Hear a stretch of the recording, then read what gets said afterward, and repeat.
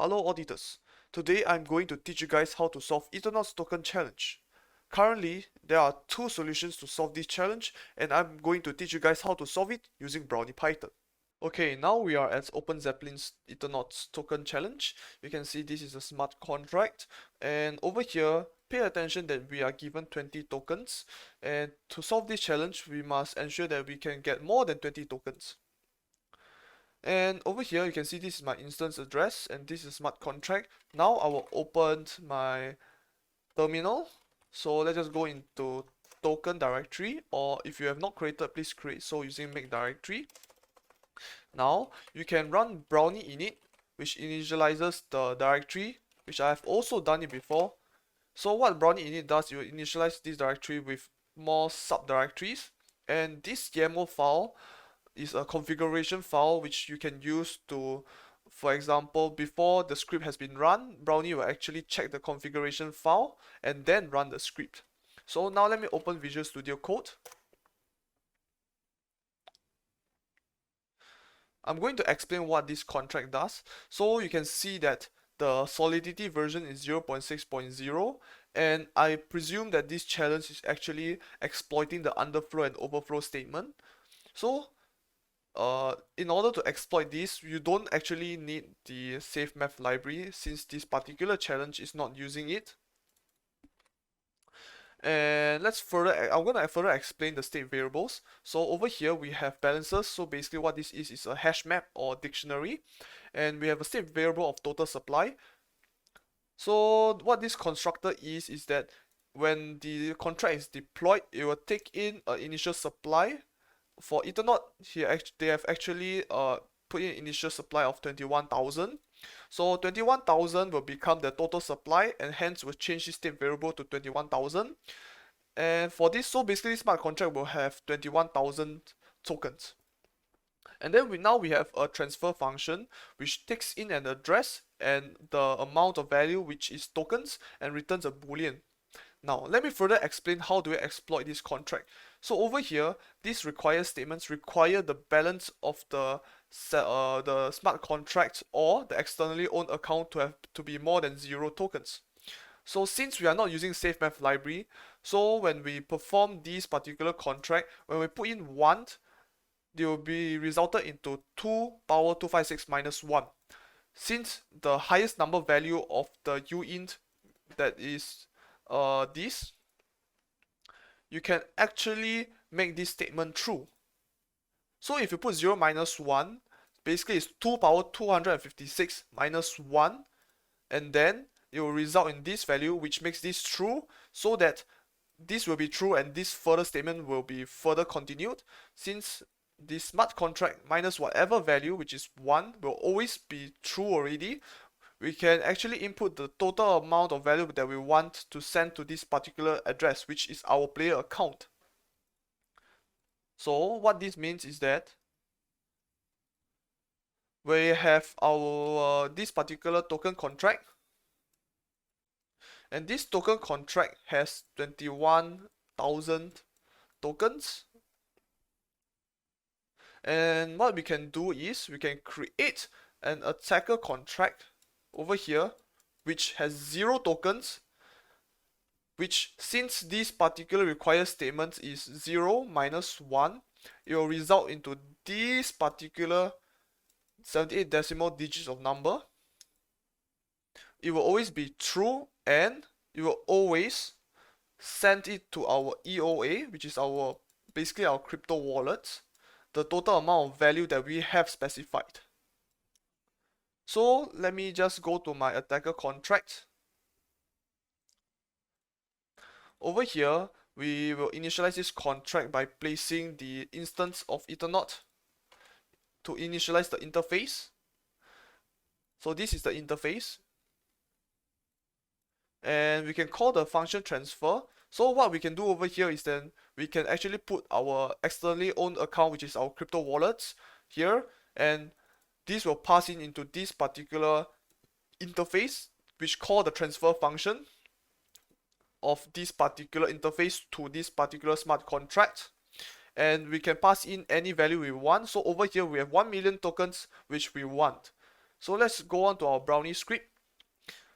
We must import the necessary libraries, which is Brownie import account and config network interface and attack token. So what this attack token is that we must import this particular contract and deploy it later.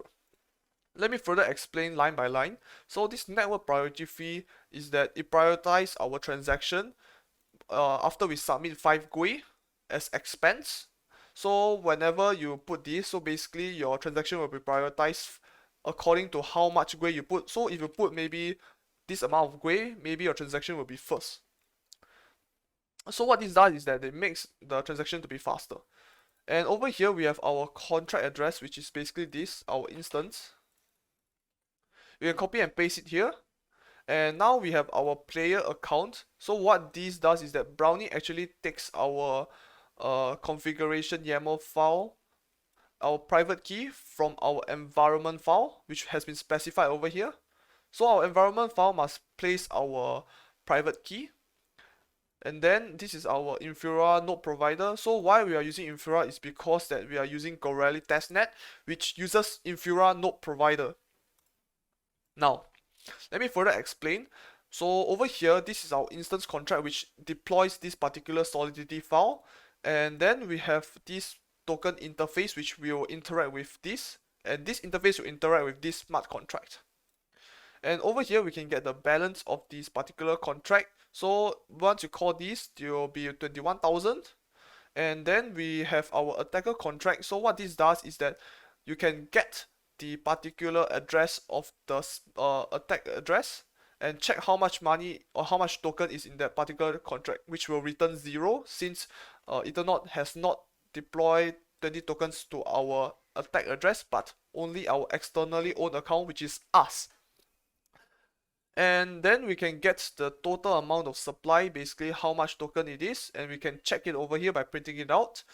And then now the most important part is that this attack instance, basically our attacker contract, we can transfer to us player, which is us, our account, how much money do we want. Since we have already specified over here 1 million, so we can actually just deploy this and call this function. And it's crucial to put this from player, as Brownie requires this because when there is a state change of variable or any there's a state change in any other of the part of the contract, you must put this. And then we'll send another transaction again to get the latest update. So let's just run our script. So deploy token and make sure that the network is Corelli. Now we'll wait for the transaction to be mined. Okay, the transaction and block has been mined. So over here, in the first place, the player has 20 tokens and the attacker has 0 because Ethernaut has not given this particular smart contract address any tokens. And you can see that the contract is actually 21, is it 21 million? Oops, 21 million contracts. So pardon me from the previous explanation that I picked 21,000. And now since the transaction has been mined, you can see that the player has now 1 million token and 1 million and 20 tokens, and the attacker contract has this amount of particular tokens.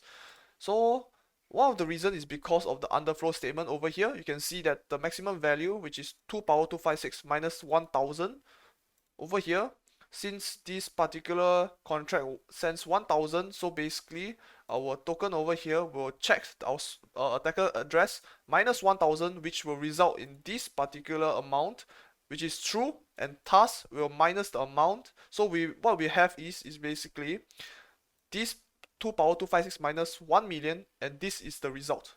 And you can see that our contract address remains as 21 million is because that we have sort of touched the contract, however we have messed it up due to the logic arithmetic errors. And this is part 1 of the solution. Now I'm going to teach you guys the second solution. Okay, now this is the second solution for Ethernaut Token Challenge. I've actually generated a second instance. Now I'm going to explain again how this second solution works against Ethernaut Token Challenge. So first of all, everything of the tokens remain the same, the contract remains the same. However, I've change the attack token contract into just one constructor, as you don't really need another function. Now, let me explain how it actually works.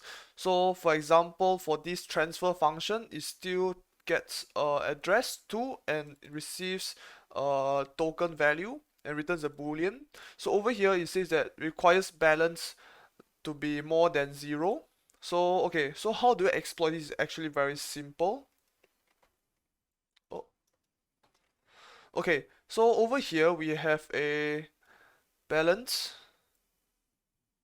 So basically, our EOA, we have 20 tokens, and if we put in 21, it will return me this due to the underflow of the logic arithmetic error. So basically, we will have this particular value instead of -1. This is no such thing. We will have this instead.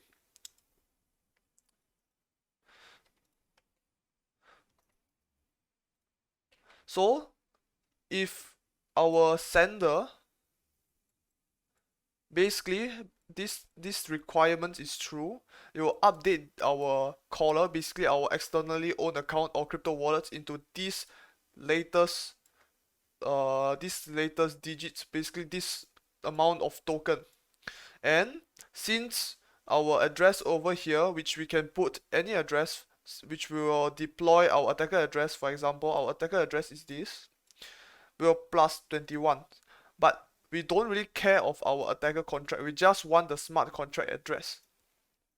So over here we have the Brownie script, so it's pretty much the same. Network priority 5 GUI, contract instance from Ethernaut and the player's address, and then we deploy the attacker contract and we get the instance. Then we just take the balance of the player and the total just to print it out, and then we transfer.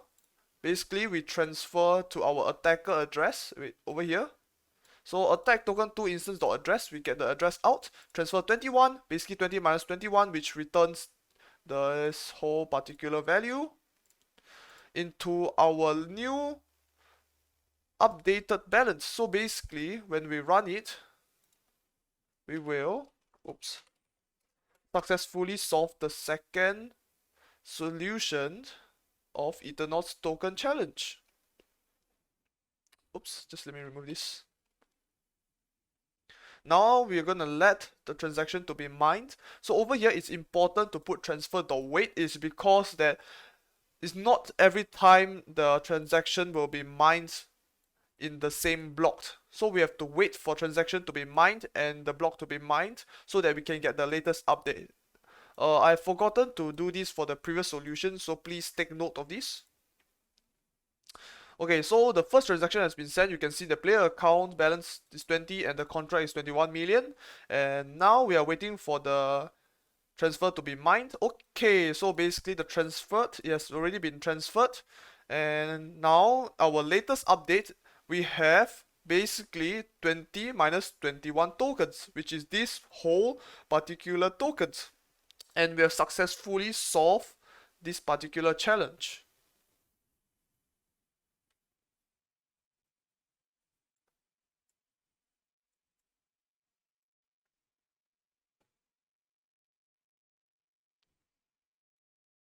Okay. Okay, if you love both solutions, you can actually please hit the subscribe button and the like button. Thank you for watching and have a nice day.